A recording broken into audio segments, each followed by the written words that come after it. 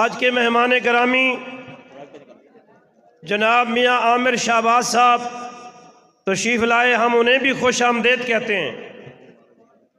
ملتان شریف سے مدرسہ کے معاون خاص ملک نذیر احمد صاحب کے بیٹے ملک حافظ احمد علی صاحب، جنہوں نے اسی فیض رضا میں حفظ کیا، ملتان شریف سے تشریف لائے، مدرسے کے خاص معاون ہیں، انہیں بھی تشریف آوری پر ہم خوش آمدید کہتے ہیں۔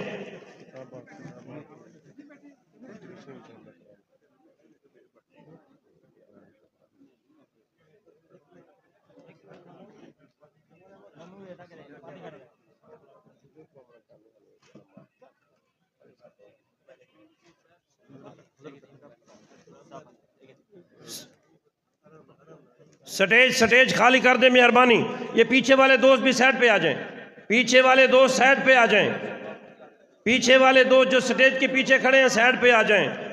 آپ کے سامنے سٹیج پہ جلوہ گر ہیں پیر طریقت رہبر شریعت حضور قبلہ پیر میاں عبد الخالق قادری صاحب، زیب آستانہ عالیہ بھرچونڈی شریف، پاکستان بھر کی عظیم درگاہ قادریہ سلسلے کی حضور حافظ الملت قبلہ حافظ محمد صدیق رحمت اللہ تعالیٰ علیہ قادری کے سجادہ نشین، آپ سٹیج پہ جلوہ گر ہیں، ہم آپ خوش آمدید کہتے ہیں۔ مفتی اعظم سندھ استاذ العلماء جامع المعقول والمنقول حضرت علامہ مفتی محمد ابراہیم قادری صاحب قبلہ بھی جلوہ گر ہیں۔ اب آپ کے نعروں کی گونج میں جگر گوشہ غزالی زمان، ادیب اہل سنت، ادیب ملت حضور قبلہ علامہ پیر سید حامد سعید شاہ صاحب کاظمی دامت برکاتہ العالیہ خطاب فرمانے والے ہیں، نعروں کی گونج میں استقبال کیجیے۔ نعرہ تکبیر، نعرہ تکبیر، نعرہ تکبیر، نعرہ رسالت، نعرہ حیدری، فیضان غزالی زمان، علماء اہل سنت مدرسہ۔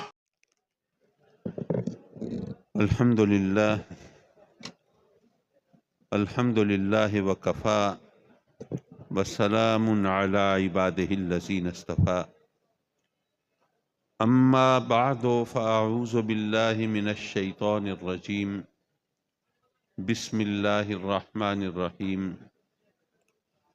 هو الذی ارسل رسولہ بالہدی، صدق اللہ مولانا العلی العظیم وصدق رسولہ النبی الامین، ونحن علی ذلک لمن الشاہدین والشاکرین، والحمد للہ رب العالمین۔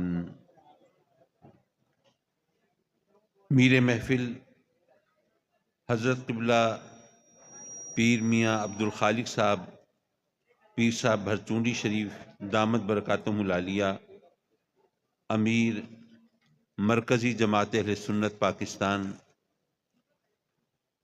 اور اب ماشاءاللہ علماء کا جمع غفیر ہے، مجھے عزت بخشی میرے ساتھ تشریف فرما ہے حضرت قبلہ مفتی اعظم مفتی محمد ابراہیم صاحب دامت برکاتہم العالیہ، اور میں اگر کچھ تقدیم و تاخیر کے خوف سے نام لینے سے گریز کروں تو اسے کسی بڑائی اور تکبر پر محمول نہ کریں، میری مجبوری سمجھ لیں۔ یہ علماء کرام کا جمع غفیر ہے، اور یقین جانیے کہ اس وقت جو دستار بندی کا منظر آپ نے دیکھا ہے، یہ ہمارے لیے بہت تقویت کا باعث ہے۔ وہ اس لیے کہ عموماً ہم پر طعنہ زنی یہی ہوتی ہے کہ یہاں پر لنگر تو چلیں گے، میلاد تو منائے جائیں گے، 11ویں کی تقاریب تو ہوگی، آستانے تو آباد رہیں گے، لیکن علم سے، تعلیم و تعلم، درس و تدریس سے اب رشتہ ٹوٹتا جا رہا ہے۔ تو جب یہ منظر نگاہوں کے سامنے ہوتا ہے تو حوصلہ بھی بلند ہوتا ہے، امید کی شمع بھی روشن ہوتی ہے، اور یقیناً اس سے ہمارے مسلک کو بہت زیادہ تقویت بھی پہنچتی ہے۔ میں اتنے علماء اور اتنے بزرگوں کی موجودگی میں کسی لمبی چوڑی گفتگو کی گنجائش نہیں پاتا، اور میں بہت شکر گزار ہوں عزیزم محترم مولانا نور احمد سیال صاحب کا، ان کے والد گرامی جن کے نام پر ماشاءاللہ یہ فیض چل رہا ہے، محترم فیض احمد سیال علیہ رحمہ، ان کے ساتھ بہت وقت گزرا، اور انہوں نے ابا جی قبلہ رحمۃ اللہ علیہ سے جو کچھ بعض اوقات نکات سنتے تھے تو وہ بھی ہمیں بتائے، اور ہمارے لیے کچھ چیزیں نئی بھی ہوتی تھیں، اس سے ہمیں یقیناً بہت زیادہ خوشی اور تسکین کا پہلو بھی نکلتا تھا۔ اللہ تعالیٰ ان کے درجات کو بلند فرمائے اور ان کے فیض کو جاری رکھے، اور ان کی اولاد کے ذریعے ان کی عزت میں مزید اضافہ فرمائے۔ مجھے چند ایک گزارشات پر اکتفا کرنا ہے۔ وہ جو ہمارا رب ہے، پروردگار ہے، اس نے اپنے بندوں کی ہدایت کے لیے انبیاء کرام علیہم الصلاۃ والسلام کو بھیجا۔ میرے آقا کریم صلی اللہ علیہ وسلم جہاں تشریف فرما ہوئے مکے میں، آپ جانتے ہیں وہاں بت پرستی ہوتی تھی۔ بت پرستی اگر آپ غور کریں تو یہ خدا کے تصور کا بہت ہی بھونڈا مذاق ہے۔ وہ کیسے؟ بھئی دیکھیے، ہمارا رب، اس کی شان وہ ہے کہ ہم سب کی یہ خواہش ہوتی ہے اللہ ہمارے ساتھ ہو۔ اب اگر میں یہاں آ کے کہوں کہ جی اللہ میرے ساتھ ہے، تو کیا محترم نور احمد سیال صاحب یہ کہہ سکتے ہیں کہ حضرت آپ کمال کرتے ہیں، اللہ آپ کے ساتھ کہاں ہے، وہ تو میرے ساتھ ہے؟ ہمارے اللہ کی شان یہ ہے کہ وہ اگر چاہے تو ہر ایک کے ساتھ ہو سکتا ہے، اس کی شان اپنی ہے۔ لیکن جو بتوں کی پوجا کرتے ہیں ان کے بت تو ایسے نہیں ہیں کہ وہ ہر ایک کے ساتھ ہوں، ان کو تو ہر ایک کو اپنا خدا علیحدہ چاہیے ہوتا ہے۔ یہی وجہ ہے کہ جب سفر پہ جاتے ہیں تو بھی اپنا خدا ساتھ لے کے جاتے ہیں، کہیں خدا گم نہ ہو جائے، ادھر ادھر نہ ہو جائے۔ اب آپ سوچئے کہ ان کے بت ہیں، ان کے خدا ہیں وہ بت، اور ہر ایک کو اپنا خدا علیحدہ چاہیے، اور پتھر کو کاٹ کر، تراش کر، رگڑ کر، گھس کر اسے خدا کی شکل دینا، بت بنانا، یہ ہر ایک کے بس کی بات تو نہیں ہے۔ یہ تو ایک فن ہے، یہ تو ایک آرٹ ہے، ہر ایک تو آرٹسٹ نہیں ہے۔ تو جو خود نہیں بنا سکتا وہ کیا کرے گا؟ بازار سے خرید کے لائے گا۔ اب آپ خود سوچئے کہ خدا برائے فروخت ہو تو یہ خدا کے تصور کا مذاق نہیں ہے۔ بلکہ ذرا ایک قدم اور آگے بڑھ کے سوچئے کہ ایک شخص جو زیادہ خوشحال نہیں ہے، اس کے پلے زیادہ مال نہیں ہے، وہ جاتا ہے بازار اپنے لیے بت خریدنے کے لیے، تو بت فروش کی سنگ تراش کی دکان پہ پہنچتا ہے تو اسے بڑے قیمتی پتھر کا خوبصورت ترشا ہوا بت نظر آتا ہے۔ اس کا دل مچل جاتا ہے کہ مجھے تو یہی خدا چاہیے، لیکن جب قیمت پوچھتا ہے تو دل بیٹھ جاتا ہے، نہیں بھائی یہ تو بڑا مہنگا ہے، مجھے کوئی سستا خدا دے دو۔ خدا کے تصور کا مذاق ہے۔ لیکن اس میں ایک اور پیچیدگی ہے، ایک اور الجھن ہے۔ وہ کیا؟ وہ یہ کہ جو بتوں کی پوجا کرتے ہیں وہ اپنے خداؤں کو دیکھ کر ان کی عبادت کرتے ہیں۔ ان کے خدا ان کی آنکھوں کے سامنے رکھے ہوتے ہیں، اور وہ ان کے سامنے کھڑے ہو کر حال دل بیان کر رہے ہوتے ہیں، اور ان کا یقین ہوتا ہے کہ ہمارے خدا ہماری سن رہے ہیں، ہمارے مسائل حل کریں گے، مشکل آسان کریں گے۔ اور انسان کی ایک بشری کمزوری ہے، فطری مجبوری ہے کہ اس کو جتنا یقین آنکھوں دیکھی چیز پر ہوتا ہے اتنا سنی سنائی چیز پہ نہیں ہوتا۔ یہ انسان کی ایک کمزوری ہے، اور میرا خیال ہے کہ اس کے لیے میں اس وقت کسی دلیل دینے کی ضرورت محسوس نہیں کرتا۔ اب ذرا سوچئے کہ وہ لوگ جو باپ دادا کے زمانے سے عادی ہیں، ہلے ہوئے ہیں نا کہ ہمارے یہ خدا ہے، ہماری آنکھوں کے سامنے ہیں، تو وہ خداؤں کو دیکھ کر ان کی عبادت کرنے کے عادی ہیں۔ ان لوگوں سے میرے آقا کریم کو منوانا یہ ہے کہ یہ جو دکھائی دیتے ہیں یہ کچھ نہیں، اور جو دکھائی نہیں دیتا وہی سب کچھ ہے۔ مشکل کام ہوگا کہ نہیں ہوگا؟ مشکل تو ہوگا۔ اور بات صرف دکھائی دینے نہ دینے کی نہیں، اس کو ایک اور حوالے سے بھی سوچ سکتے ہیں آپ میں چھوٹی سی مثال دوں تو بات آسانی سے سمجھ میں آ جائے گی. ماشاءاللہ گھر میں نوجوان بچہ ہے تو اس کی ماں بہنیں اس کے لیے دلہن ڈھونڈنے کے لیے جاتی ہیں اور واپس آ کے بتاتی ہیں کہ بھئی آج جس بچی کو ہم نے دیکھا ہے ماشاءاللہ وہ بہت پیاری ہے، بہت سگھڑ ہے، بہت سلیقہ شعار ہے اور بہت اچھی ہے، اس سے اچھی دلہن تم ڈھونڈ نہیں سکتے. ہمیں تو وہ اتنی پسند آئی کہ ہم تو زبان دے آئے ہیں اور تاریخ بھی مقرر کرائے ہیں، اب چلو رشتے شادی کی تیاری کرو. وہ نوجوان حیران پریشان، نہ میں نے دیکھا، نہ کچھ سنگن، نہ کچھ پتا، تو یہ کیا بات بنی؟ بھئی چلو کم از کم اس کی تصویر ہی لے آتے. کہ نہیں، وہ بڑے دقیانوسی خیالات کے لوگ ہیں، وہ بچیوں کی تصویریں اس طرح نہیں دکھاتے. بس ہم پر اعتبار کرو، ہمیں پتہ ہے نا تمہاری پسند ناپسند کا. تو ماشاءاللہ اتنی اچھی اتنی پیاری بچی ہے، تمہارا دل خوش ہو جائے گا، اللہ کا شکر ادا کرو گے، وہ شادی کی تیاری کرو. اب وہ بچہ بیچارہ سعادت مند اب مجبور ہے، چپ ہے، لیکن اب ذہن میں ایک تصویر بنا رہا ہوگا نا، اس کی ہونے والی دلہن کیسی ہوگی، اس کے لب و رخسار کیسے ہوں گے، نقش و نگار کیسے ہوں گے، خد و خال کیسے ہوں گے، چہرہ مہرہ کیسا ہوگا، رنگ روپ کیسا ہوگا، قد و قامت کیسا ہوگا. کوئی خیالی تصور اپنے ذہن میں بنائے گا نا. تو پتہ یہ چلا کہ جس کو ہم دیکھ نہ پائیں اس کی ایک خیالی حیولہ، ایک تصویر، ایک تصور ذہن میں اجاگر کرنے کی کوشش کرتے ہیں.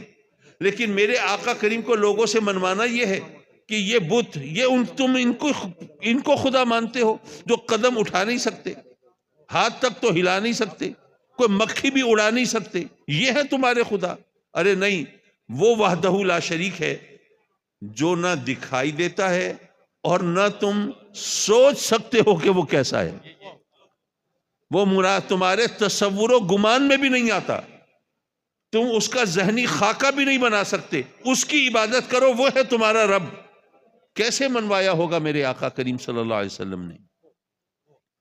حضرات مکرم، ذرا فکر کے اس سفر میں میرے ساتھ چلیں تو میں عرض کروں گا کہ میرے آقا کریم صلی اللہ علیہ وسلم نے گویا یہ فرمایا کہ اے لوگو، میں تمہارا خدا نہیں، میں معبود نہیں، میں پرستش کے قابل نہیں، میں پوجا کے لائق نہیں، میں تو اس کا فرستادہ رسول ہوں، اس کا بھیجا ہوا نبی ہوں، اس کا عبد مقدس ہوں، میں اس کا پاک بندہ ہوں. اے لوگو، میں تمہارا خدا نہیں، لیکن ذرا غور تو کرو کہ اگر پتھر میرے نام کا کلمہ پڑھتے ہیں تو جس کا کلمہ میں پڑھتا ہوں اس کی شان کیا ہوگی؟ اے لوگو، میں تمہارا معبود و مسجود نہیں، لیکن ذرا خیال تو کرو کہ اگر جانور میرے قدموں پہ سجدہ ریز ہوتے ہیں تو جس کی بارگاہ میں ماتھا ٹکاتا ہوں اس کا مقام کیا ہوگا؟ اے لوگو، میں تو تمہارا خالق و مالک نہیں، لیکن غور کرو کہ اگر چاند میرے اشارے پہ 2 ٹکڑے ہو جاتا ہے تو جس ہستی کے اشاروں پہ میں چلتا ہوں اس کی طاقت کا عالم کیا ہوگا؟ یارو، تاریخ شاہد ہے، ماننے والوں نے پہلے مصطفیٰ کو مانا ہے، بعد میں خدا کو مانا ہے. اچھا، یہ جملہ ہو سکتا ہے ذرا حلق میں اٹک گیا ہو، ذرا اس کی مزید وضاحت کرتا چلوں.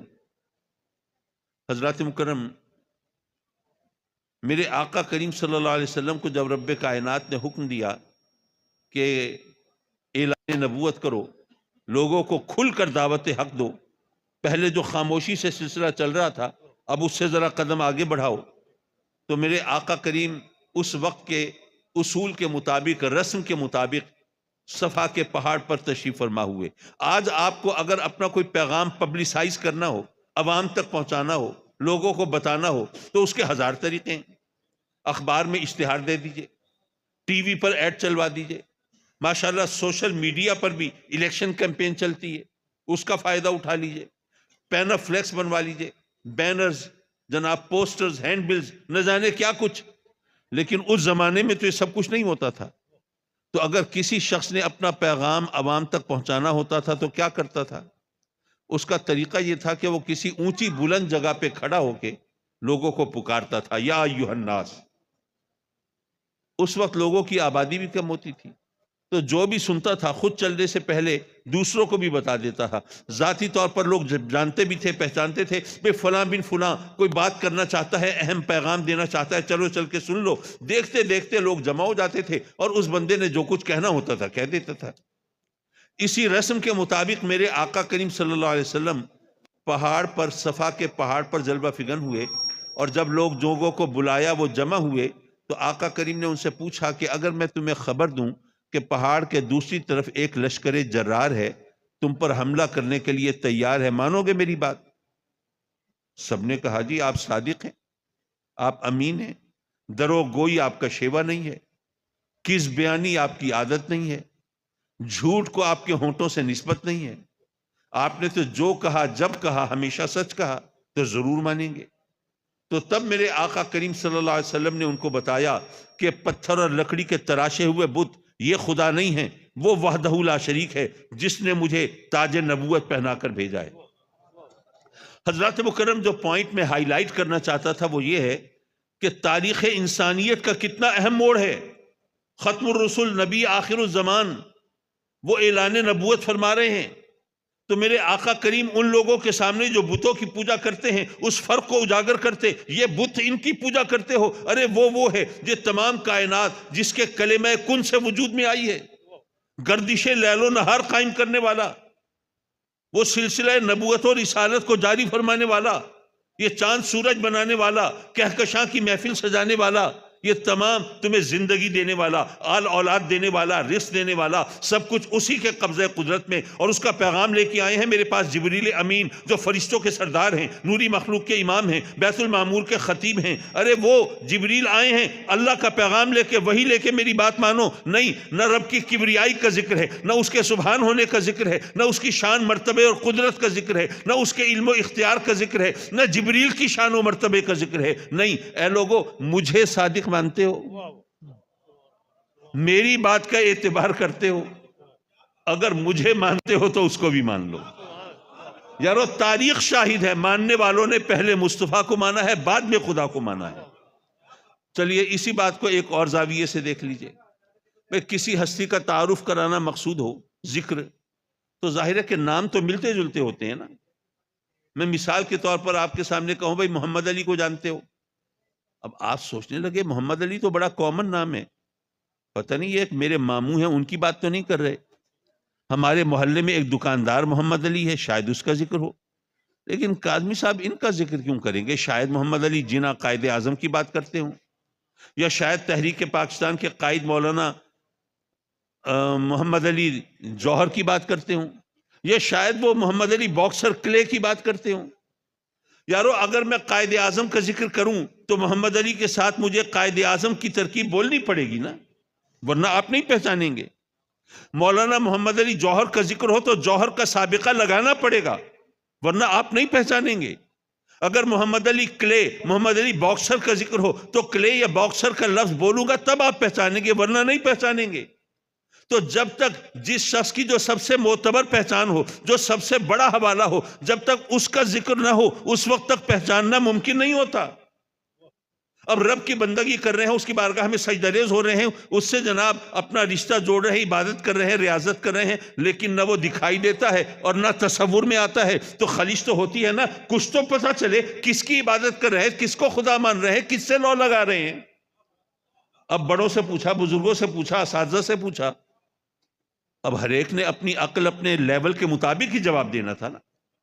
کسی نے کہا وہ آسمان سے میہ برسانے والا ہے، کسی نے کہا زمین سے سبزہ اگانے والا ہے، کسی نے کہا شاخ شجر کو ثمربار کرنے والا ہے، کسی نے کہا سیب کی کوکھ میں گوہر آبدار بنانے والا ہے، اور کسی نے کہا سرے شاخ گلاب پھول مہکانے والا ہے، کسی نے کہا بساط ہستی بچھانے والا ہے، کسی نے کہا نگار خانہ قدرت سجانے والا ہے، کسی نے کہا زمین آسمان بنائے اس نے ہیں، اور کسی نے کہا کہ یہ کہکشاں کی محفل سجائی اس نے ہے۔ بھئی ہر ایک نے اپنی عقل کے مطابق بات کی، لیکن پوچھنے والا حیران پریشان، مولا سوال ہے تیرے بارے میں، تو ہے خالق و مالک، تو ہے معبود و مسجود، اور یہاں پر ہمارا ذہن تھوڑا سا ادھر ادھر ہو جائے تو ایمان سے محروم ہو جائیں، راندہ درگاہ ہو جائیں، لیکن مولا یہاں تو جتنے منہ ہیں اتنی باتیں ہیں، کوئی کچھ کہتا ہے کوئی کچھ کہتا ہے۔ تو مولا کیا ایسا نہیں ہوتا تو خود بتا دے کہ تو کون ہے؟ تو رب کائنات نے اپنا تعارف کس طرح کرایا؟ فرمایا هو الذی ارسل رسولہ بالہدی، ارے وہ ہے جس نے اپنے رسول کو ہدایت کے ساتھ بھیجا ہے۔ پتہ یہ چلا میرے آقا کریم صلی اللہ علیہ وسلم رب کے تعارف کی سب سے بڑی پہچان ہے۔ اس رب کی شناخت کے لیے سب سے پہلا زینہ ہے. تو ماننے والوں نے پہلے مصطفیٰ کو مانا ہے، بعد میں خدا کو مانا ہے. اور یہاں پر صرف ایک بات مزید عرض کر کے معاف کیجئے، میں تھوڑا تھوڑا کر کے زیادہ وقت لے گیا، لیکن اب بات آ گئی ہے زبان پہ تو کہتا چلوں. دیکھیے، شاید آپ نے کبھی علماء سے سنا ہو، اور اگر نہیں سنا تو میں عالم تو نہیں، لیکن چلیے مجھ سے سن لیجئے کہ باقی تمام انبیاء رب کائنات کے مظاہر صفات ہیں، اور میرے آقا کریم صلی اللہ علیہ وسلم وہ اس کے مظہر ذات ہیں. اچھا، علماء تو خیر علماء ہیں، وہ تو جانتے ہیں، بلکہ ہمیں پڑھاتے سکھاتے ہیں، لیکن عوام بیچارے پریشان، یہ مظاہر صفات، یہ مظہر ذات، پتہ نہیں یہ کون سی ترکیبیں ہیں، یہ کون سی بولی بول رہے ہیں، کیا ذکر ہے. تو چلیے آپ کے ذہن کے جالے صاف کرنے کی کوشش کروں. دیکھیے، بات یہ ہے، فرض کیجئے رب کائنات نے آپ کو بیٹا عطا فرمایا، فرزند ارجمند دیا، اور آپ چاہتے ہیں کہ بچہ اسکول گوئنگ ایج کو پہنچ گیا ہے، اسکول میں جانا ہے. تو آپ نے سوچا کہ اگر بچے کو ذرا تھوڑا سا پہلے پڑھا دوں، میں ذرا حروف شناسی کرا دوں، وہ الف بے پہچاننے لگے تو کلاس میں ذرا نمایاں ہوگا، اس کے لیے تعلیم کا مرحلہ آسان ہوگا، اپنے ٹیچرز کی نظر میں بھی معتبر ہوگا، اور اس طرح اس کو عزت اور اہمیت ملے گی تو پڑھائی میں اس کا دل لگے گا. تو آپ نے کہا اس کو اسکول لے جانے سے پہلے ذرا تھوڑا سا اس کو حرف شناسائی کرا دیں. تو آپ نے کاغذ قلم اٹھایا، بچے کو بلایا، اور بیٹے آپ کو پڑھاتے ہیں. بچہ آ کے بیٹھ گیا، آپ نے اس پر لکھا الف بے پے. بچے کو بتایا دیکھو بیٹے یہ الف ہے، یہ بے ہے، یہ پے ہے، ذرا انگلی رکھ کے پڑھو، یہ الف، یہ بے، یہ پے. بچے کو آپ نے 25-30 بار پڑھایا. اس کے بعد کہا کہ ٹھیک ہے بیٹے اب باقی سبق کل. اگلے دن وہ کاغذ اٹھایا، بچے کو بلایا، ہاں بیٹے ذرا بتاؤ کیا پڑھایا تھا. اب بچہ بھول چکا ہے. آپ نے سوچا بچے کے ساتھ محنت تو کرنی پڑے گی نا. تو آپ نے بچے کو دوبارہ پڑھایا، اور سوچا کہ ذرا بچے کو ذہن نشین کرانے کے لیے ذرا ان کی صفات کے ذریعے پہچان کراؤں تو آسان ہوگا. تو کہا کہ بیٹے دیکھو یہ جو لکیر ہے، یہ جو عمود ہے، یہ جو سیدھا ہے، یہ الف ہے، اور یہ جو افقی ہے ہاریزنٹل، یہ جو لیٹی ہوئی ہے جس کے نیچے ایک نقطہ ہے، یہ بے ہے. اور دیکھو یہ پے کتنی ملتی جلتی ہے بے سے، بس اس کے نیچے 3 نقطے ہیں، بے کے نیچے ایک نقطہ ہے، یہ 3 نقطوں والی یہ پے ہے، یہ الف ہے، یہ بے ہے، یہ پے ہے، یہ عمود الف، یہ افقی یہ بے، اور بے سے ملتی جلتی یہ پے. آپ نے جناب 30-40 بار بچے کو پڑھایا. اگلے دن پھر سنا، بچہ پھر بھول چکا تھا. اب تھوڑے آپ ڈس اپوائنٹ ہوئے، ذرا تھوڑے سے پریشان ہوئے، ذرا مایوس ہوئے. بچہ کوئی کن ذہن تو نہیں ہے، غبی تو نہیں ہے، کل اتنی محنت سے اس کو بتایا اور یہ سب سکھایا، لیکن یہ پھر بھول گیا. اسی پریشانی میں بیٹھے ہیں کہ کوئی دوست آیا تو اس نے آپ کو پریشان دیکھا، پوچھا کہ کیوں پریشان ہے. آپ نے سارا قصہ سنا دیا اسے. اس نے کہا بھائی آپ پریشان نہ ہوں، یہ جو ماہرین تعلیم ہیں تو یہ کوئی جھک نہیں مارتے، یہ جو قاعدے بناتے ہیں یہ خامخواہ کا شوشہ نہیں چھوڑتے. یہ قاعدہ خرید کے لائیے بازار سے اور بچے کو اس کی مدد سے پڑھائیے، بچہ پڑھ جائے گا، پریشان نہ ہوں. آپ گئے بازار سے قاعدہ خرید کے لائے، اس میں ایک طرف بنا ہوا ہے انار، اس کے سامنے لکھا ہوا ہے الف، کہ بچہ دیکھے گا انار کو، پہچانے گا الف کو. ایک طرف بنی ہوئی ہے بکری، اس کے سامنے لکھا ہے بے، بچہ دیکھے گا بکری کو، پہچانے گا بے کو.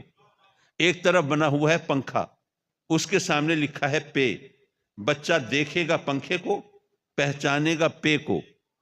میں بھی جسارت کروں گا عرض کرنے کی کہ رب کائنات نے اپنے بندوں کو درس توحید دینے کے لیے انبیاء کرام علیہ الصلوۃ والسلام کو بھیجا.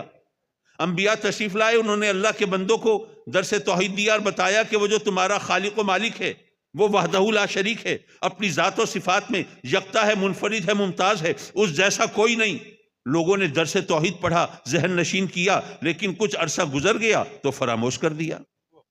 رب کائنات نے پھر بھیجا انبیاء کو، وہ پھر تشریف لائے، انہوں نے اللہ کی صفات کے ذریعے اللہ کی پہچان کرائی، اللہ کی شناخت کرائی. کہا کہ وہ جو تمہارا خالق ہے، وہ جو تمہارا رب ہے، وہ حی ہے، وہ قیوم ہے، وہ شاہد ہے، وہ سمیع ہے، وہ بصیر ہے، وہ رحمان ہے، وہ رحیم ہے، وہ تواب ہے، وہ ستار ہے، وہ غفار ہے. اس کی صفات کے ذریعے آپ کو پہچان کرائی. تو مخلوق خدا نے وہ جناب اللہ کی توحید کو اس کی صفات کے آئینے میں دیکھا، یاد کیا، ذہن نشین کیا، لیکن پھر کچھ عرصہ گزرا، پھر بھلا دیا۔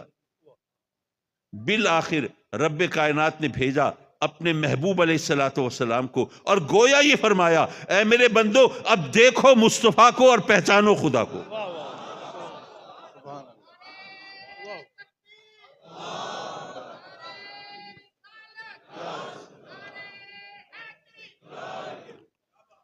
تو حضرات مکرم، وہ خدا جو ہے وہ تو منزل ہے نا، اور آقا کریم وہ اس تک پہنچنے کا ذریعہ اور راستہ ہے، اور سیدھی سی بات ہے، راستہ پہلے آتا ہے، منزل تک تو بعد میں پہنچتا ہے۔ تو لوگوں نے پہلے مصطفیٰ کو پہچانا ہے، پھر خدا کو مانا ہے۔ میرے مولا اپنے کرم سے ہماری یہ نسبتوں کو باقی رکھنا، اور یہاں پر ان اداروں کے ذریعے یہ جو روشنی بانٹی جاتی ہے، اجالے بکھیرے جاتے ہیں، دلوں کے زنگ صاف کیے جاتے ہیں، اور ذہن سے مکڑی کے جالے اتارے جاتے ہیں۔ میرے مولا اس سلسلے کو جاری رکھنے کی ہمیں توفیق دینا، اس ادارے کو دن دگنی رات چوگنی ترقی عطا فرمانا۔ وآخر دعوانا ان الحمدللہ رب العالمین۔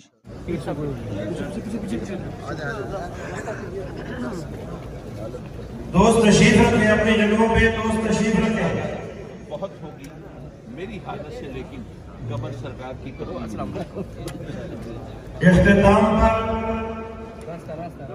لنگر بھی ہے، وہ تمام دوست لنگر بھی کھا کے جائیں گے۔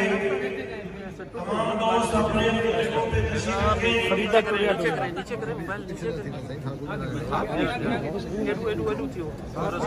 ابھی علماء کے خطاب ہونے میں تاج الفقہا حضرت علامہ قبلہ مفتی محمد وسیم اختر المدنی صاحب نے بھی خطاب فرمانا ہے۔ مولانا ریاض الشیخ حضرت علامہ صاحب مفتی محمد احمد سعیدی صاحب قبلہ جلوہ گر ہیں، انہوں نے بھی خطاب فرمانا ہے۔ مفتی اعظم سندھ حضرت علامہ قبلہ مفتی محمد ابراہیم قادری صاحب تشریف فرما ہے، انہوں نے بھی خطاب فرمانا ہے۔ جی نعرہ تکبیر، نعرہ رسالت، نعرہ حیدری۔ دوست تشریف رکھیں، دوست تشریف رکھیں اپنی جگہوں پر، تشریف رکھیں دوست، تشریف رکھیں۔ استاد المحسسین، تاج الفقہا، استاد العلماء حضرت علامہ مولانا قبلہ مفتی محمد وسیم اختر المدنی صاحب جو کراچی سے تشریف لائے ہیں، آپ کے نام کی نور میں تشریف لاتے ہیں اور آپ کے نام فرمائیں گے۔ یہ وہ ہستی ہے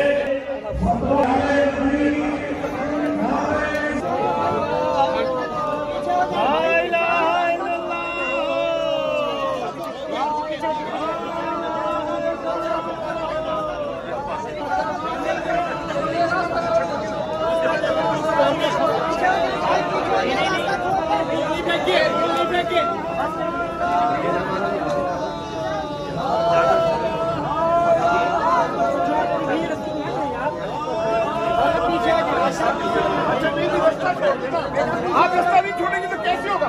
نہ بھائی جان پلیز نہ کریں، اب رستہ چھوڑیں نہیں۔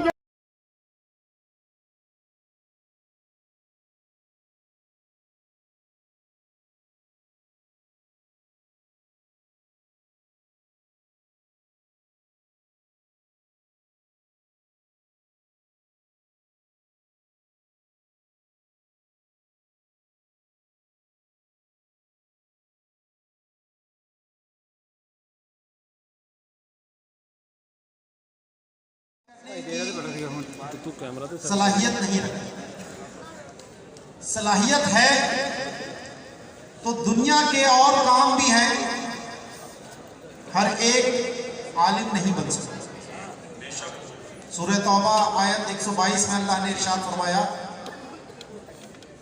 وَمَا كَانَ الْمُؤْمِنُونَ أَن يَنْفِرُوا كَافَّةً، کہ ایسا نہیں ہو سکتا، نہ یہ مناسب ہے کہ سب اپنے گھروں سے نکل پڑے،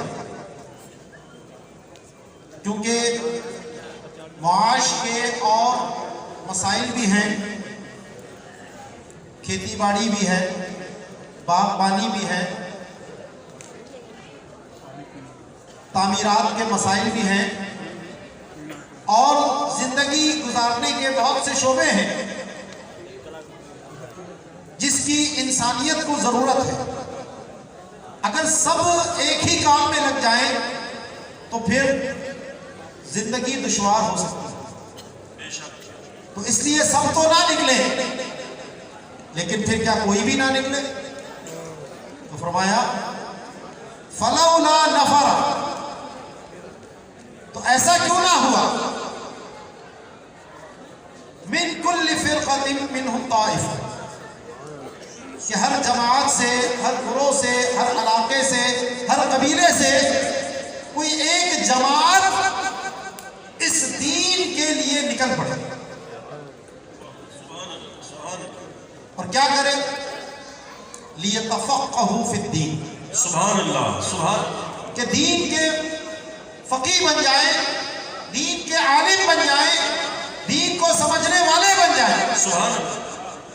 اور پھر جب وہ دین میں مہارت حاصل کر لیں، سند فراغت حاصل کر لیں، تو اب ان کا کام یہ ہے کہ وَلْيُنذِرُوا قَوْمَهُمْ إِذَا رَجَعُوا إِلَيْهِ، اللہ، سبحان اللہ. کہ جب وہ واپس اپنے قبیلے میں جائیں، اپنے علاقے میں جائیں، اپنے خاندان میں جائیں، اپنے شہر میں جائیں، تو پھر وہاں جا کر لوگوں کو دین کا پیغام پہنچائیں. سبحان اللہ، سبحان اللہ. ان کو اللہ کی آیات سنا کر اللہ کا ڈر سنائیں، تاکہ لعلہم یحذرون، کہ وہ لوگ جو دین کے لیے گھر سے نہیں نکل سکے تھے، وہ اپنی معاشرت میں، اپنے معاش میں، اپنے کاروبار میں مصروف تھے، وہ ان کے اس پیغام کو سن کر اپنی جہالت کی گمراہی کو دور کر سکے، اللہ سے ڈرنے والے بن جائیں. دیا ہے کہ علماء سے اپنے آپ کو جوڑ لے، ان سے دور نہ رہے. حدیث پاک میں بھی ارشاد فرمایا کہ یا تو عالم بن جا، یا پھر طالب علم بن جا، یا ان کو سننے والا بن جا، اور آخر میں فرمایا یا پھر ان سے محبت کرنے والا بن جا. اور فرمایا کہ پانچواں مت بننا. تو سب سے اوپر درجہ ہے عالم کا، پھر ہے طالب علم کا، پھر جو عوام کے خطابات سنتے ہیں، ان سے علم سیکھتے ہیں، سننے والوں کا، اور پھر آخری درجہ ہے ان سے محبت کرنے والوں کا. تو آج کے اس دور میں ضرورت اس بات کی ہے کہ ہم علماء سے اپنے تعلق کو مضبوط کریں. پچھلی امتیں برباد ہوئیں اپنے علماء سے تعلق توڑ کر.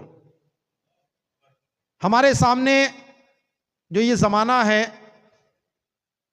اس میں بہت سارے فتنے ہیں، بہت ساری آزمائشیں ہیں. اگر ہم ان فتنوں کا مقابلہ چاہتے ہیں، اس آزمائش میں کامیابی چاہتے ہیں، تو جو علماء کی سربراہی میں ان کو اپنا رہبر و رہنما مانتا ہے، وہ انشاءاللہ کامیاب اور کامران ہوگا اور اپنے ایمان کو سلامتی کے ساتھ لے کر اس دنیا سے رخصت ہوگا. اور جو علماء سے کٹ جاتا ہے تو پھر وہ نہ دین کا رہتا ہے اور نہ دنیا کا رہتا ہے. تو اس وقت بہت سے لوگ ہیں جن کی یہ تمنا ہے، یہ خواہش ہے کہ علماء اور عوام میں دوریاں پیدا کی جائیں. ان کے خلاف وہ باتیں کرتے ہیں، اور در حقیقت وہ علماء کے خلاف بات نہیں کرتے، وہ دین اسلام کی بنیادیں ڈھانے کی کوشش کرتے ہیں. تو ایسے فتنوں سے اب ہوشیار رہیں، اور اس دین کے لیے خود بھی اپنے آپ کو پیش کریں اور اپنی اولادوں کو بھی اس کے لیے پیش کریں. کچھ باتیں میں ان فارغین سے عرض کرنا چاہوں گا کہ آپ نے 8 سال لگا کر، پھر بعض نے 2 سال مزید تخصص فی الفقہ والافتاء کی تعلیم حاصل کی. تو پہلی بات تو یہ ہے کہ اپنے اس علم کو اگر آپ چاہتے ہیں کہ باقی بھی رہے اور اس میں اضافہ بھی ہو تو تدریس کے سلسلے کو ہر قیمت پر جاری رکھنے کی کوشش کیجیے۔ بعض یہ کہتے ہیں کہ جی تنخواہیں کم ہیں، مسائل ہیں، یہ ہے وہ ہے۔ یقین مانیے اگر مفت میں بھی پڑھانا پڑے تو آپ اپنے آپ کو اس کے لیے ضرور پیش کریں۔ رزق کا ذمہ اللہ نے لیا ہے، سبحان اللہ، سبحان نعرہ تکبیر، نعرہ رسالت، نعرہ تحقیق، نعرہ حیدری، انشاءاللہ۔ تو تدریس کے لیے اپنے آپ کو پیش کریں۔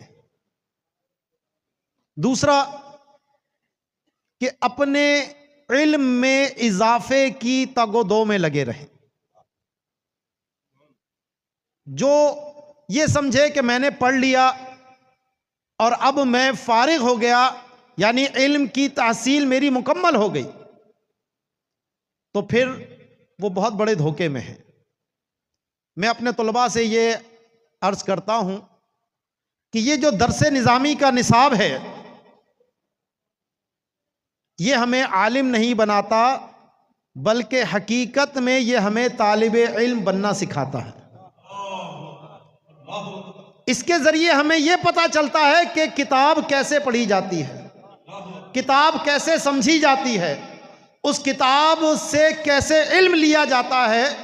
تو اب آپ نے فارغ ہونے کا مطلب یہ نہیں ہے کہ فارغ التحصیل ہوئے ہیں، فارغ التحصیل مدرسے کی حد تک ہوئے ہیں، لیکن علم کی کوئی انتہا نہیں، اور اپنے اس سلسلے کو ہم نے جو اطلب العلم من المہدی الی اللہدی ہے اس کے مصداق بن کر اپنے علم میں اضافہ کرتے رہنا ہے۔ اس کے لیے جو آج کے دور کی ضروریات ہیں اس کو سمجھیں کہ کس طور پر ہم اچھے انداز میں دین کی دعوت و تبلیغ کو آگے پہنچا سکتے ہیں۔ تو اس کے لیے فتاوی رضویہ شریف کے مطالعے کو اپنے لیے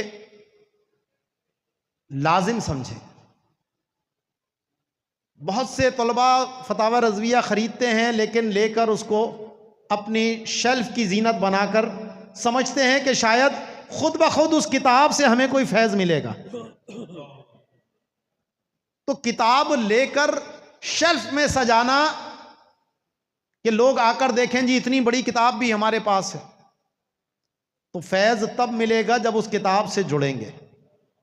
تو روزانہ اپنے مطالعے کی عادت بنائیے، کچھ نہ کچھ وقت اپنے مطالعے کے لیے رکھیے، اور فتاوی رضویہ شریف کو آپ جتنا پڑھیں گے، میں یہ بات اپنے طلباء سے کہتا ہوں کہ آج اگر کوئی سمجھ کر فتاوی رضویہ شریف کو پڑھ لے تو اپنے زمانے کا وہ سب سے بڑا عالم دین بن جائے گا۔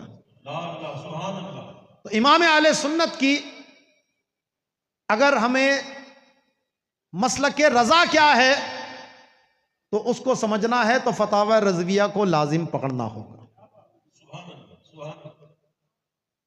تیسری بات کہ اس وقت بہت سے چیلنجز علماء کے سامنے ہیں، کچھ کا تعلق عقائد سے ہے،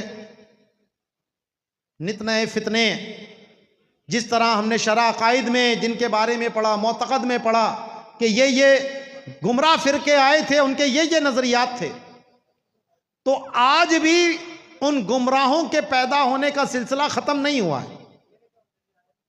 خیر اور شر کی جنگ قیامت تک جاری رہے گی، تو نئے فتنے آتے رہیں گے، اور یہ علماء کی ذمہ داری ہے کہ ان فتنوں کا مقابلہ کریں، اسلام کی نظریاتی سرحدوں کی حفاظت کریں، اور ان کے جو شبہات ہیں جو شیطان نے ان کو سکھائے ہیں، تو جو استادوں سے آپ نے سبق سیکھا ہے اس کی روشنی میں ان کے رد اور ابطال کو اپنی سعادت سمجھیں۔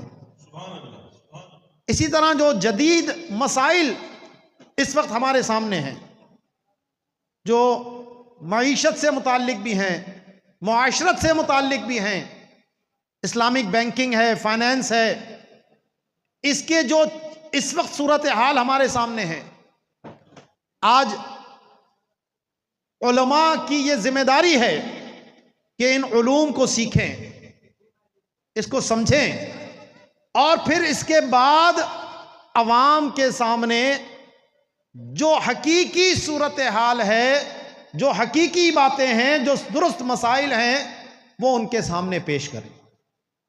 تو اس کے لیے اپنے آپ کو پیش کرنا ہوگا، انگریزی زبان کو سیکھنے کی کوشش کریں، اسلامک بینکنگ کے مختلف کورس ہیں اس کو سیکھنے کی کوشش کریں، تاکہ جب آپ کے پاس کوئی ایک کاروباری شخص آئے، کوئی دنیا کا معاملہ لے کر آئے، تو آپ کو معلوم ہونا چاہیے یہ کیا کہہ رہا ہے اور اس کا درست جواب کیا ہے۔ تو اپنے آپ کو اپڈیٹ کریں، اس زمانے کے جو تقاضے ہیں، جو تبلیغ دین کے لیے ضروری ہیں، ان ذرائع کو استعمال کرنے کے لیے سیکھنے میں کبھی ہچکچاہٹ محسوس نہ کریں۔ یہ نہ سمجھیں کہ میں تو عالم ہو چکا ہوں، میرے نام کے ساتھ تو مفتی لگ رہا ہے، تو اب میں کیا کسی کے پاس جا کر سیکھوں، کیا کسی سے پاس جا کر پوچھوں۔ تو امام محمد اتنے بڑے عالم دین تھے، آپ بازار جا کر رنگریزوں کے پاس بیٹھتے تھے، کاروباری لوگوں کے پاس جا کر بیٹھتے تھے اور ان سے پوچھتے تھے کہ آپ لوگ یہ کام کس طرح کرتے ہیں۔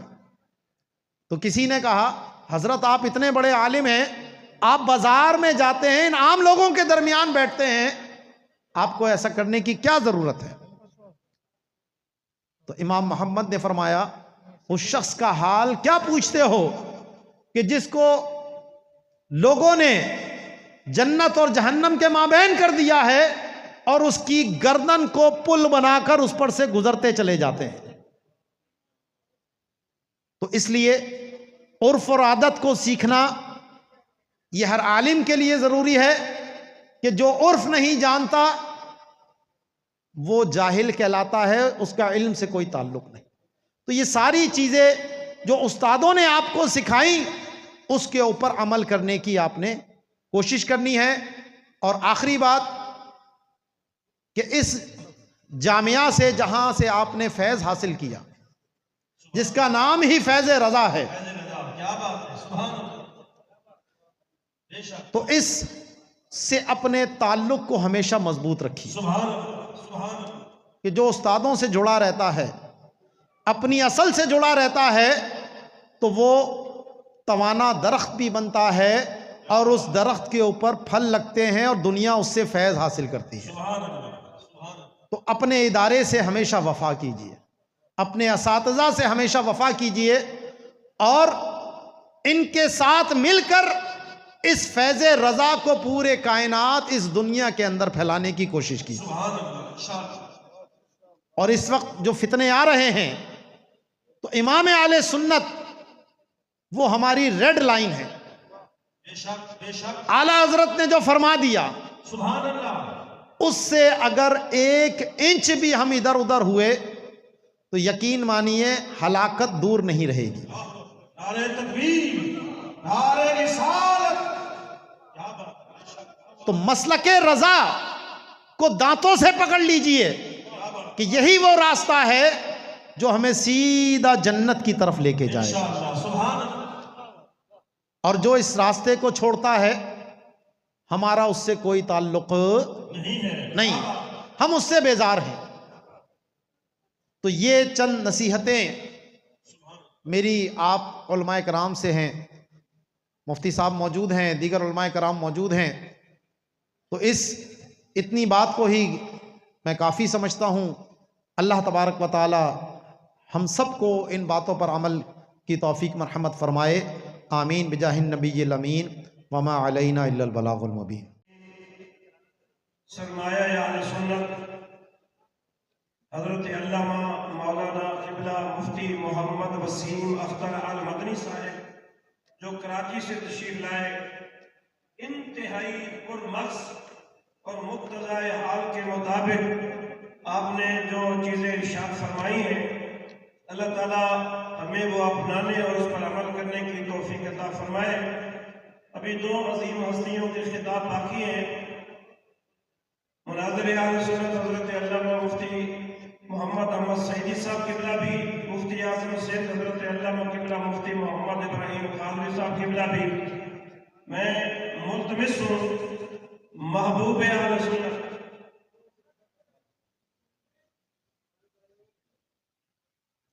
استاد العلماء مناظر اہل سنت استاد یہ حضرت علامہ مولانا مفتی محمد احمد سعیدی صاحب دامت برکاتہم العالیہ اپنے خطاب لاجواب سے آپ کے دلوں کو گرمائیں گے۔ نعروں کی گونج میں آپ کا استقبال کیجیے۔ نعرہ تکبیر، نعرہ تکبیر، نعرہ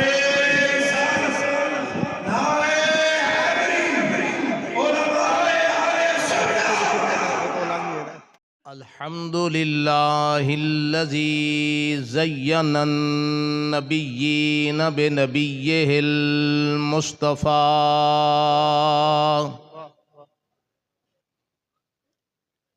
ومن علی المؤمنین بنبیہ المجتبیٰ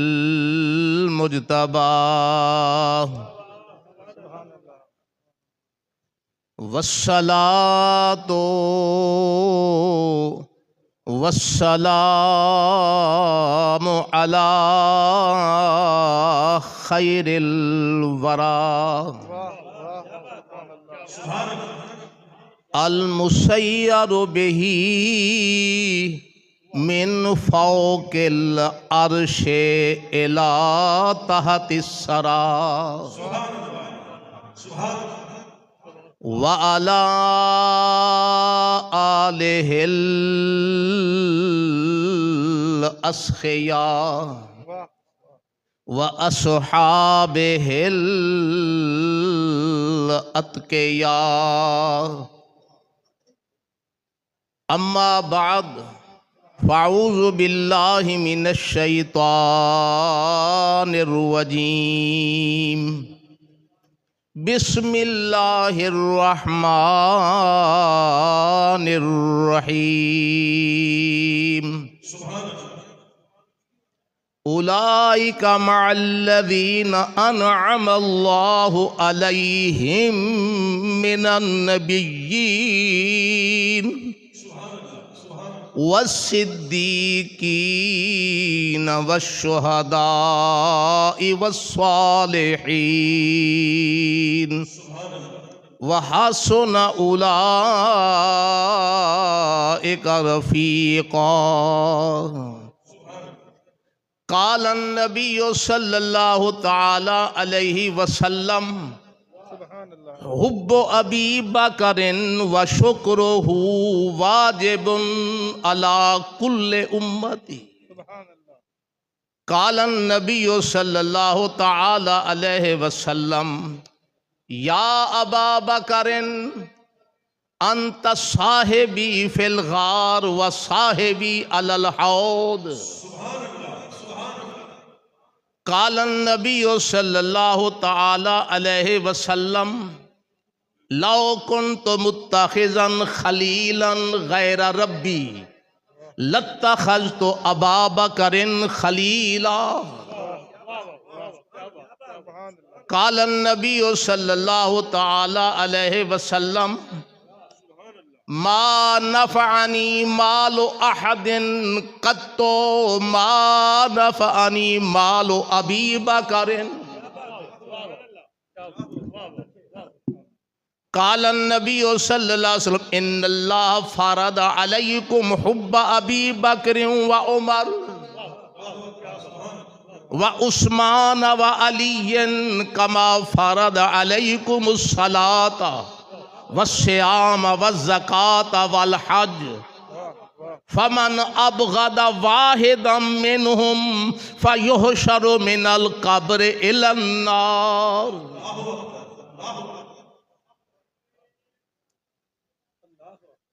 صدق اللہ مولانا العظیم وصدق رسولہ النبی الکریم رب اشرح لی صدری ویسر لی امری واحلل عقدۃ من لسانی یفقہوا قولی الصلاۃ والسلام علیک یا رسول اللہ وعلی آلک واصحابک یا حبیب اللہ صدیق جلوہ ریز جمال محمد است صدیق جلوہ ریز جمال محمد است فاروق پہرہ دار جلال محمد است عثمان حیا پذیر خصال محمد است حیدر مقیم حجرہ آل محمد است ابو بکر جان ماست عمر دید گان ماست عثمان زبان ماست علی تاج سرست ابو بکر ہم چون کعبہ عمر در طواف اوست عثمان آب زمزم علی حج اکبر است ابو بکر یار غار عمر میر درہ دار عثمان شاہ سوار علی فاتح خیبر است ہر کے بد بیند یکے عظیم چہار ہر کے بد بیند یکے عظیم چہار یقین داں کے آد یہودان خیبر است باجھوں حب صدیق اکبر دے ملن حضور محالے منکر چودہ مرتد سمجھی اے کال نہیں خود حالے قیمت جملہ حوریں توں ود صدیق دہک والے سید صابر حسن حسین پیارے او کامل اکمل آلے ایک بے دم ہی نہیں تیار مرنے کے لیے ایک بے دم ہی نہیں تیار مرنے کے لیے جو بھی تیرے کوچہ میں ہے جان کفن بردوش ہے کوٹھے تے چڑھ دیکھ فریدہ گھر گھر بلدی اگ میں سمجھا ہے کہ میں لٹی ایتھ لٹا سارا حمد و صلاۃ دے بعد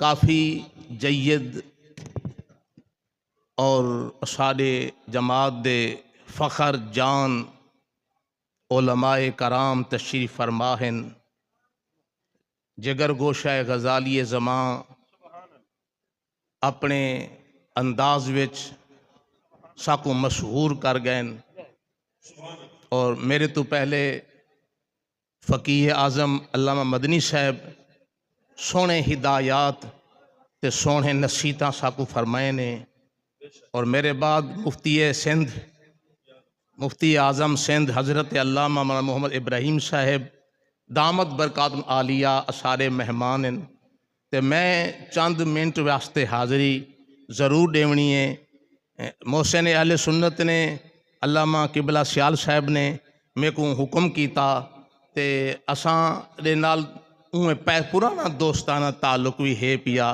گو میرے وچ سانے جو زیادہ ہیں مگر تعلق دوست بھی ہیں بھرا بھی ہیں تے اس واسطے اساں میزبان شمار کرو تا شمار ہیں اس واسطے او وڈیری چنگی نہیں ہوندی جری بھونی وچ بوٹیاں چون چون دے کھا ونجے تے مہمان کتے ہڈیاں بچا رکھے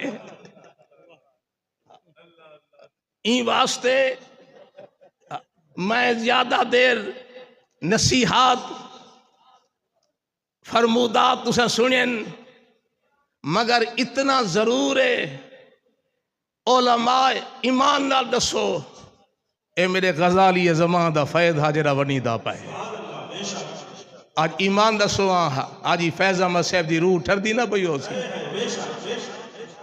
کوئی دکانہ بنا گئے کوئی مارکیٹاں بنا گئے اگر ناراض نہ تھی وہ تو کوئی فقط لکھاں مرید بڑھاتے مر گئے کوئی اوہ لکھاں عالم بڑھاتے مر گئے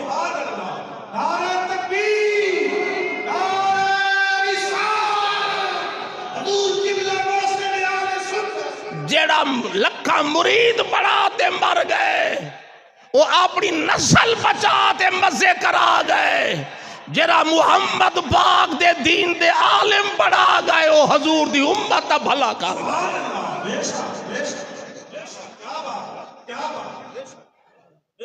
میں تارے کو پوچھدا کہ جن دی ساری زندگی گزر گئی ہے 70 سال ہن گوڑے جواب دے گئے کمر جھک گئی ہے حدیث پڑھینے قرآن تفسیر پڑھینے کوئی انہیں تجارت نہیں کیتی کوئی بیا کاروبار نہیں کیتا مدرسے وچ اوہا گزار اوقات کرتے او حضور دے دین دے زندگی صرف کر چکے اگر اے ولی کہنی تا کتے لڑا والا ولی اے والا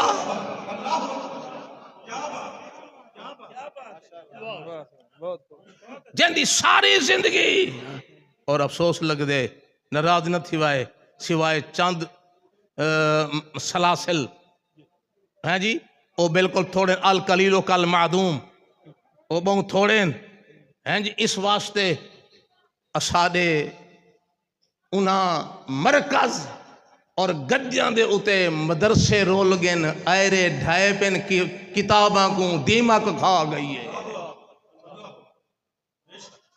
بلکہ انہاں دے صاحبزادہ آکھے مولانا نور احمد صاحب اے سارے وڈیرے دے کتابہ بن چوا ونجو میں خود قبلہ استاد اویس محدث بہلپور رحمت اللہ علیہ تے حکم دے جلال پروں ڈوب ہو رہا میں ویگن دے لڑ آیا ہم کہیں ایک آستانے دوں مولانا صاحب مر گئے ان دے پیچھوں اور افسوس تے علماء دے پتری جاہل تھی گئے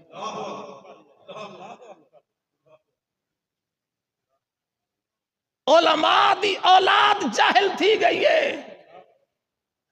کیا کچھ دو بلکہ میں کوئی مولوی فخر نال پیا کہ میں ہی واسطے اپنے پتروں کو عالم بڑھایا میں کہ جیرے جا دے کھا دے جڑے نا دے پلیاں ہی ہوں دے ہوتے بالاں کو پالے ہی ہوں دی نمک حرامی کرنے دا میں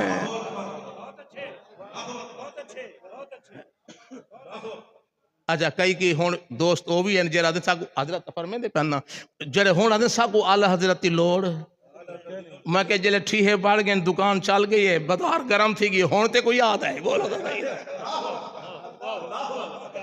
اگر آدھی سے کو آلہ حضرت لوڑ کہنی بریلوی صداون دی پر ایہی تا آنکھ جیرا بریلوی ہو میں کو چندہ ہی نہ رہے بے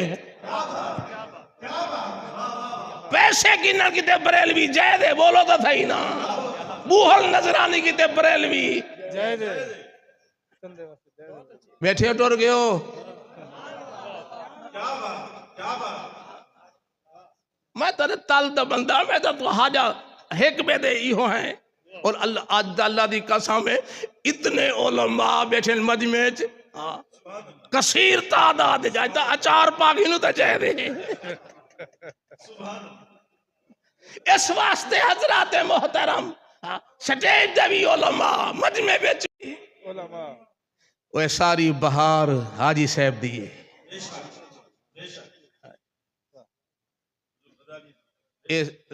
دریا چلدا پیس غزالی زمان دے فیضدہ کئی محنت کر دے مشکلاتوں تک پہنچے کوئی کئی سال دے بعد پہنچے کوئی مہینے دے بعد کہیں وان کے لپ بھریے چلو بھریے کہیں بک بھریے کہیں گلاس بھریے کہیں گھڑا بھریے کوئی نہر وہاتے گے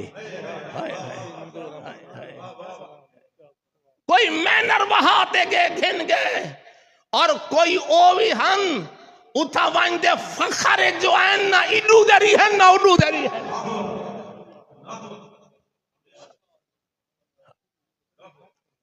تکبر عجب جو ہیں التکبر ردائی بے نیاز فرمیں دے اے وڈائی تے میری چادر ہے تو کیوں پہ نہیں؟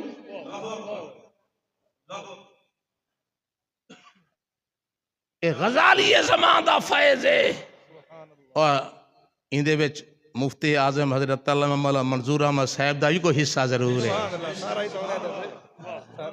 اے جتنے اساتذہ بیٹھن سارے ہنین دے باہر آئیں۔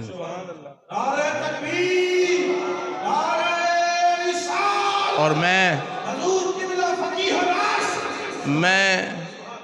بڑے بڑے مناظر ڈٹھن، میں خود بھی مناظرے کیتن، مگر جیری دلیری ہنے وچ آئی نا، آپ حاجی صاحب گواہ بیٹھن، میں عمرے دے ویدہ پہ ہم تے ایک مناظرہ طے کیتی کھڑا ہم تے میں مولانا صاحب کو مفتی صاحب کو آکھیا کہ میں عمرے دے ویدہ پہ متا میرا ٹکٹ پہلے لگ بنجے تے اے مناظرہ تساں کرنے، انہاں کہا ٹھیک ہے۔ اتفاق میری ٹکٹ بعدے لگی تے مناظرے دا ٹائم آ گیا۔ حضرت قبلہ حاج صاحب بھی، علامہ سیال صاحب بھی تشریف گھنٹے موٹر دے ہوتے، بلکہ اور علامہ مفتی منظور احمد صاحب بھی، میں تقریر بیٹھا کرے نا ہم تو او بول پیا مفتی صاحب پر ہاں بیٹھے ہاں اتھو اٹھی دے آئے او کو آتے ایویں مٹھے مٹھے جواب جو پھسا گھتے ہونے۔ اچھا میں خود ہوں جاڑے محسوس کیتا اسا مناظرہ کرنے کتھیں اسا جذباتی تھی وینے آئے، جوش آ ویندے، سارے لفظوں میں تیزی آ ویندی ہے، مگر او جوان میں ہوں جاڑے سکھیا کہ این نہیں کرنا چاہیے دا، ٹھڈا تھی دے آرام لال۔ او کہا کہ کاکا یہ مسئلہ ایویں نہیں بھلا، تو میں اس واسطے حضرات محترم کوئی ڈھیر مناظر ایسا بھی کیتے ہیں، اہل حدیث ہے، میں کہ تسی ایک حدیث میں دکھا دیو جڑے تسی آدھے 400 حدیثاں ساڑھے کو رفائی دیان دیاں نے، میں کو سیاسی تاویچ ایک حدیث تا بھی کھا دے کہ نبی دے 411 حضرت دے حضور دے وصال دے بعد رفائی دین کیتی ہوئے ایک حدیث میں کو 411 بھی کھا دے، کہنے میں بھی کھا دیں تو پھر میں کہ بھی کھا دیتے تو جیت گیا میں ہار گیا، یہ نہ بھی کھا سکے تو پھر چوپ گیا، میں کہ ہونی تو بول رہا پھر 9 منٹ کھڑے کھڑے کتاب دی چاون دی جرات نہ تھائی۔ علامہ احمد عبدالرحمن صاحب دے والد گرامی مناظرہ لکھوایا نہ کر سکیا، وہاں دے کارے بے گیا سارے ایک پگا لے وہاں کہا نا مراد سا کو لڑا دے ویدہ پائی بھاجا۔ اور سنو نبی سی فرمایا سادات میری کانڈ دے پشت کو پیدا تھے، علماء مصطفیٰ دے سینے کو پیدا تھے۔ حضور پاک بس حضور پاک صاحب لولاک فرمایا کہ قیامت والے نہیں شہید دا خون ترازو دے ایک پلڑے میں رکھا وے سی اور ایک پلڑے میں عالم دین دے مسائل لکھاں والی روشنائی جے کو مسا دے ہیں وہ سیاہی رکھی وے سی جنہ وزن کری سی شہید دے خون دا وزن گھٹ وے سی عالم دین دی مستا وزن۔ اور میرے نبی جب حوض کوثر دے کھڑسن شہید آسی جام بھرتے دے سن، غازی آسی جام بھرتے دے سن، جنہ نمازی سخی آسی تے جنہ تڈی دے صف دے پھوڑی دے بے دے کالا کالا رسول اللہ پڑھا والا عالم دین آسی، نبی پاک جام رکھ دے سن، آپ ہتھا نال بک بھرے سن، فرمے سن آوے عالم دینا آج جام نال نہ پی، لوگ تیرے ہوتے زبانہ کسے نے ہن، تانا زنی کرے نے ہن، تے کو حکارت دی نگاہ نال دے دے ہن، تیرے ہوتے بارے گران گزرتا، آج آدھو نبی دے ہتھاں دے لب رکھ، تے جے تک سیک نہ رہی منہ نہ چامی آج۔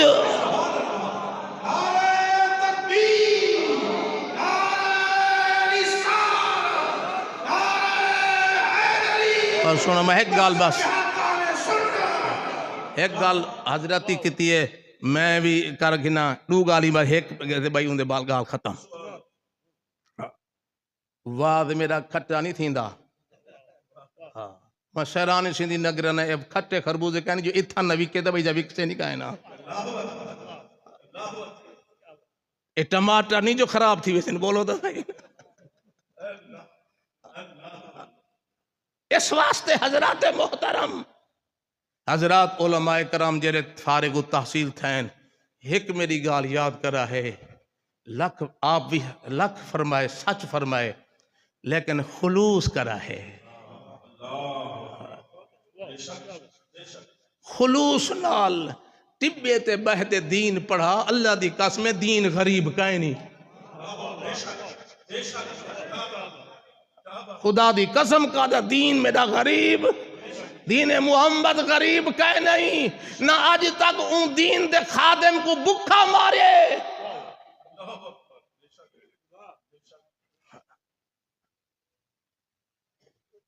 خلوص نال نیت پیسے دی ہے نہ دی ہے تو وال کوئی فائدہ کہیں نہیں. خلوص نال نیت، خلوص نیت نال کر وانتے بہرے میں دین پڑھاونے. جے خدا کائنات کو ایویں نہ موڑے جی میں لوگ حج بیت اللہ کرنا دیں. آپ نے فرمایا ابو ہریرہ ون قرآن پڑھتے پڑھا لوگ تیرے کول آسن مر گیوں تیری قبر دے ایویں جی میں لوگ حج بیت اللہ دا کرنا دیں. خلوص میں پہ آکھاں کہ آل حضرت لکھے عالم او کو سڑ سک دے وے جڑا خود مسئلہ کتابی جو بغیر کہیں دے تعامل دے کڑ سکے، تلاش کر سکے. حضور عرشہ سی بیٹھے انہوں نے موجود میں تقریر فرمائے مولانا ایک میرا معنی بھی ہے. میں نے کہا تو فرمایا میں عالم اس کو کہتا ہوں جو پڑھائے. میں کہتا ہوں آپ کا معنی سب سے اعلیٰ ہے. اور سنو اللہ دی قسم دین پاک حسین دے بعد اگر مذہب دی خدمت کی تھی تو علماء کی تھی. اگر حسین پاک دے بعد اسلام دی مدد کی تھی تے نبی سی علماء کو. اچھا جیڑا بادشاہ بڑھ دے نا وہ اے سمجھ دے میرا فرائض منصبی ہے جے تک میں مولیاں کو ٹھکے ساں کہنا میری بادشاہ چک سی کہنا. وہ تے میری حکومت اونلے چھک سی جلے مولویاں کو. اور سنو جائیں جائیں علماء دی توہین کی تھی آج بھی ذلیل ہیں کل بھی ذلیل راف ہیں. او وقت ہی کہ حضرت امام احمد بن حنبل دے دورے ایک بادشاہ لیا انہیں قرآن کو مخلوق سڑیا. قرآن کو مراد کلام نفسی ہے. علماء بیٹھیں این کاغذ دسی بھی کھاویں دیئے کلام نفسی مرادی میں نہ سہیں. قرآن پاک مخلوق ہے انہیں اعلان کر دیتا. علماء بیرے جیندے وچ امام احمد بن حنبل بھی آئے فرما نا مرادہ قرآن مخلوق نہیں اللہ دی صفات ہے.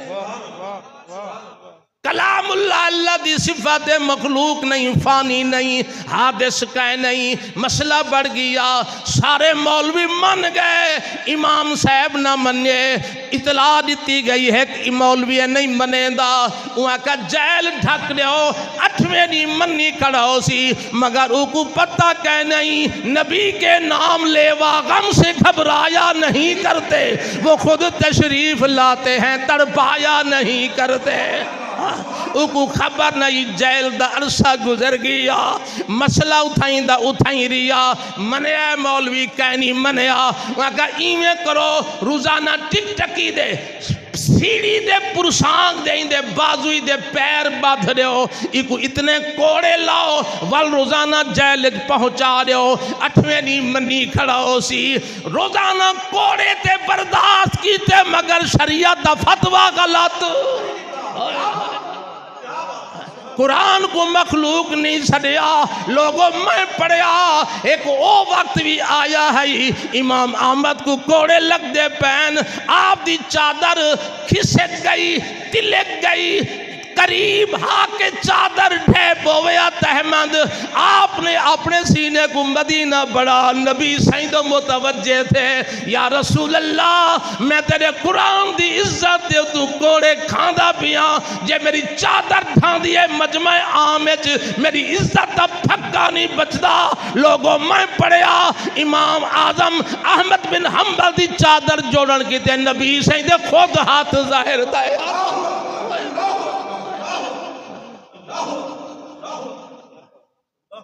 یہ قربان علی تین تولا آپ کون فرمائیں دے؟ حضرت سے فرمائیں کہ باقی انبیاء مظاہر صفات دے، حضور مظاہر آخری گان، کیونکہ صدیق اکبر دا مہینے میں آیت پڑھی آئی، موضوع وہ کر رہا شروع، لیکن وقت تقاضا ہے کہ میں اون پاسے نہیں برکتا۔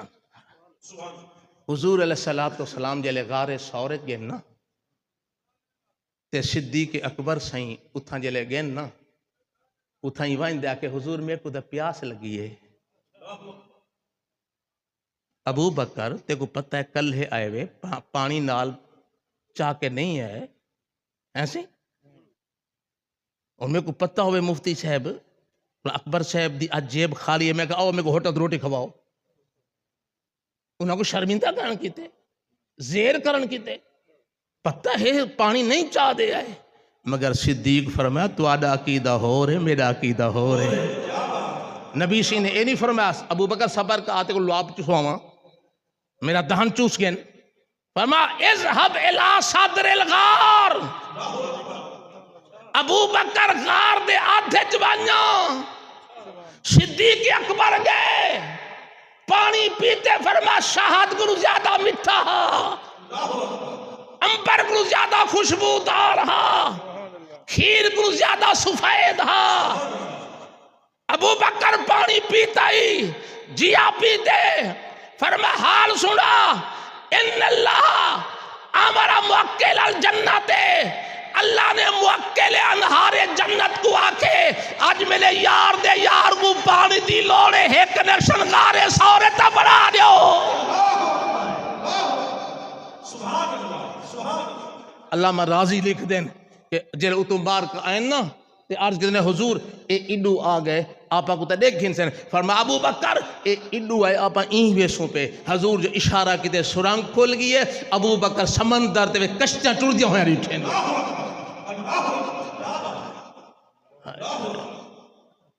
خیر میں پیار کرنا دے، حضور فرمایا لا تحزن ان اللہ معنا، ان اللہ معنا، لا تحزن، بے شک اللہ ساڑے رلے ہے، ساڑے۔ ایک وقت موسیٰ علیہ السلام دے آیا ہا، فرمایا اِنَّا مَعِيَ رَبِّي سَيَهْدِينِ، کہ میرے رلے میرا رب ہے۔ ذرا ہم تو تفاوت لکھا ہے، ڈیفرنس لکھا ہے تھوڑا جہاں، ما بہل امتیاز لکھا ہے کہ اتھا نبی صحیح فرمائے میرے سارے رلے سادہ، اتھا موسیٰ علیہ السلام بھی فرمائے دا پہ، مگر فرق ہے، فرما ان اللہ، انہ دے بعد اللہ دا ذکر، تے اتھا موسیٰ علیہ السلام فرما انہ مائیا، انہ اللہ نہیں، انہ مائیا، اتھا ان اللہ معلوم تھی دے، نگاہ موسیٰ تے نگاہ محمد جو فرق ہے، نگاہ مصطفیٰ گئی ہے، ذات جو محب تھی گئی ہے، نگاہ موسیٰ اٹھئے مائیت گم اگو فرما ان اللہ اس میں ذات ہے، انہوں فرما انہا مایا ربی اس میں صفت ہے، او ذات جو گم اے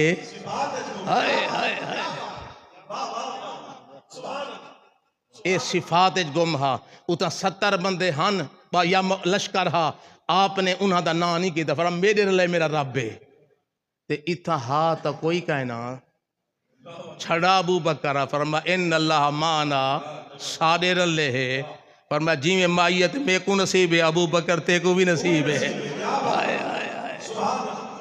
جی مائیت میں کو نصیب ہے، اوہیں گال وہ ہے، کوئی کہتا ہے کہ کعبے میں خدا رہتا ہے، اور کوئی کہتا ہے سر عرش اولا رہتا ہے۔ ہم فقیروں کا عقیدہ ہے وہ معبود عظیم اپنے محبوب کے جلووں میں چھپا